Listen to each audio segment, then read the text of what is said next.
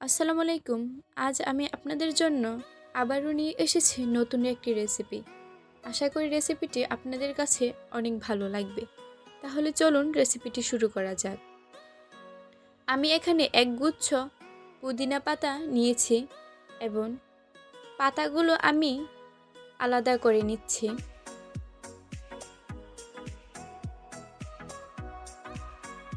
পাতাগুলো আলাদা করার পর পরিষ্কার করে নিতে হবে এবং ছুরির সাহায্যে আমরা কুচি কুচি করে কেটে নেব।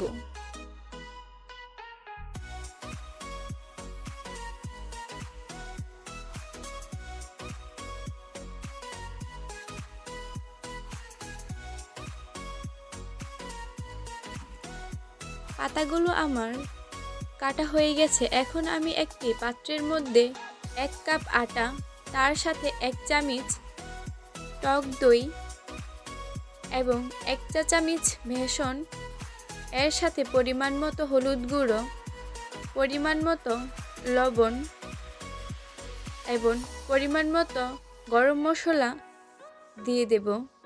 এর সাথে দিয়ে দেব কুচি করে রাখা কাঁচামরিচ এবং রসুন, এবং এর সাথে আরও দিয়ে দিব পেঁয়াজ কুচি এবং পরিমাণ মতো আদা। এখন এর সাথে অ্যাড করে নেব কুচি করে রাখা পুদিনা পাতাগুলো এবং কিছুটা পরিমাণ পানি দিয়ে মিক্স করে নেব। আপনারা অল্প অল্প পানি দিয়ে এটি মিক্স করে নেবেন যাতে ভালোভাবে মিক্স হয়ে যায়। তার আগে অবশ্যই চ্যানেলটি সাবস্ক্রাইব করবেন এবং একটি লাইক দিয়ে দিবেন।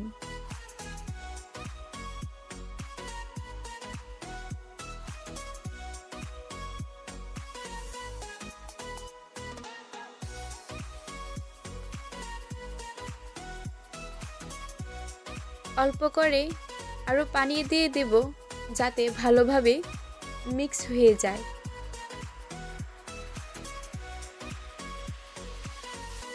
আপনারা দেখতেই পাচ্ছেন কত সুন্দরভাবে আটাটি মিক্স হয়ে যাচ্ছে।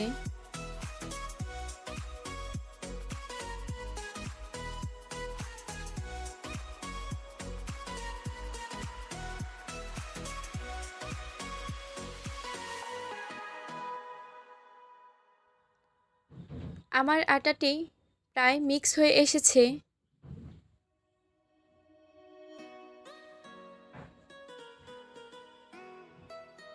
দেখুন কত সুন্দরভাবে মিক্স হয়েছে। এখন আমরা এর সাথে দিয়ে দেব 1 চা চামচ ঘি যাতে অনেক সুন্দর ফ্লেভার আসে।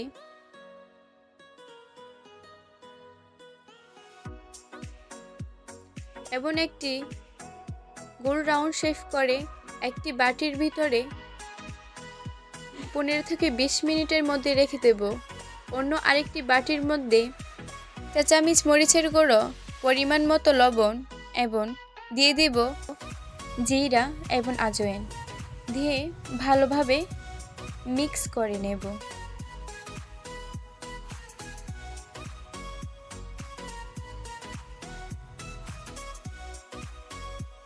পনেরো থেকে 20 মিনিট পর আটাটি আবার নিয়ে এসেছি। দেখুন কত সুন্দর হয়েছে। এখন আমি আটাটি দিয়ে পরোটা বেলে নেব। আপনারা আপনাদের পরিমাণ মতো নিয়ে নেবেন যাতে পরোটাটি বেশি ছোট বা বড় না হয়। পরোটাটি বেলে নেওয়ার পাশাপাশি আমরা গ্যাস অন করে একটি কড়িয়া বসিয়ে নিয়েছি।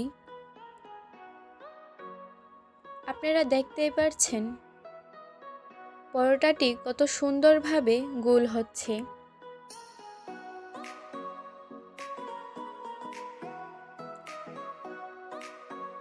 এখন আমরা পরোটাটির উপরে হালকাভাবে তেল দিয়ে নিব এবং এর উপরে দিয়ে দেব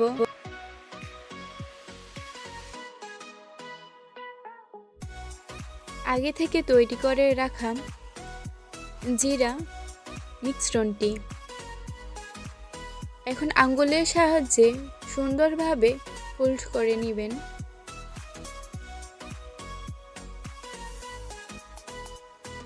দেখতেই পারছেন কতটা সুন্দর হচ্ছে।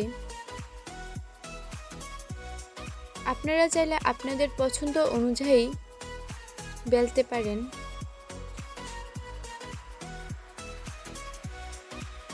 আমাদের পরোটাটি বেলা হয়ে গিয়েছে। এখন প্যানের মধ্যে এটি দিয়ে দিব।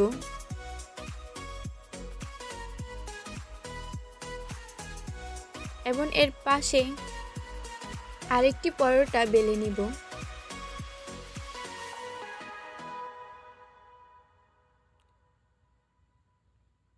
পরোটাটির উপর আমরা হালকাভাবে অয়েলিং করে নেব যাতে ভালোভাবে হয়ে যায়।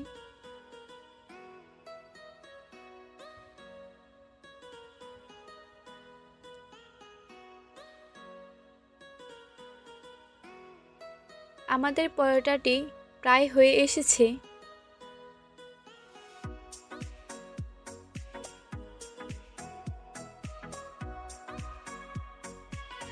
দেখুন দেখতে কতটা সুন্দর লাগছে। এখন আমরা দ্বিতীয় পরোটাটিও ভালোভাবে ভেজে নেব।